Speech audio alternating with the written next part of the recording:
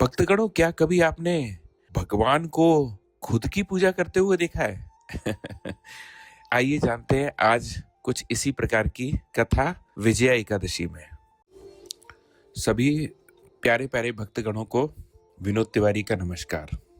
फाल्गुन का महीना चल रहा है और इस महीने में विजया एकादशी और आमल की एकादशी पड़ती है।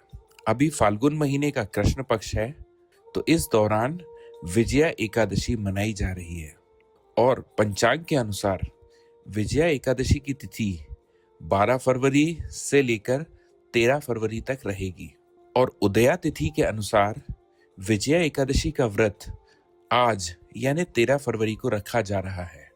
आइए जानते हैं विजया एकादशी की व्रत कथा।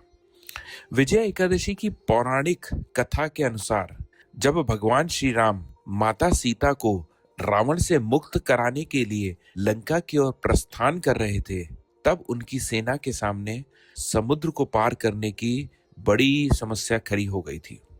समुद्र को बिना किसी साधन के पार करना असंभव जैसा प्रतीत हो रहा था। तभी वानर सेना के किसी सदस्य ने सुझाव दिया कि पास के वन में ऋषि वग्दालभ्य का आश्रम है और हमें उनकी सलाह लेनी चाहिए, जो कि बहुत ही लाभकारी होगी।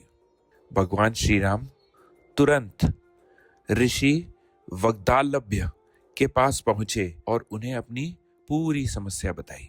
तब ऋषि ने भगवान राम को विजया एकादशी के बारे में विस्तार से बताया और कहा कि अगर वे इस व्रत को विधि विधान से करेंगे तो उन्हें अपने कार्य में अवश्य ही सफलता मिलेगी। ऋषि ने कहा कि इस एकादशी व्रत को करने से बड़ा कार्य भी सिद्ध हो जाता है। इसके बाद भगवान श्री राम, लक्ष्मण जी और पूरी वानर सेना ने श्रद्धा के साथ विजया एकादशी का व्रत रखा, भगवान विष्णु की विधिवत पूजा की, साथ ही रात्रि जागरण भी किया। व्रत के प्रभाव से भगवान श्री राम को दिव्य सहायता प्राप्त हुई।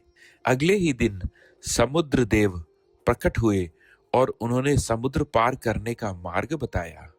इसके बाद नल और नील ने सेतु का निर्माण का कार्य आरंभ कर दिया और देखते ही देखते आप सभी जानते हैं राम सेतु तैयार हो गया था। इस प्रकार भक्तगणों, भगवान श्री राम ने अपनी सेना सहित समुद्र पार कर लंका पर विजय प्राप्त की और माता सीता को मुक्त करा लिया।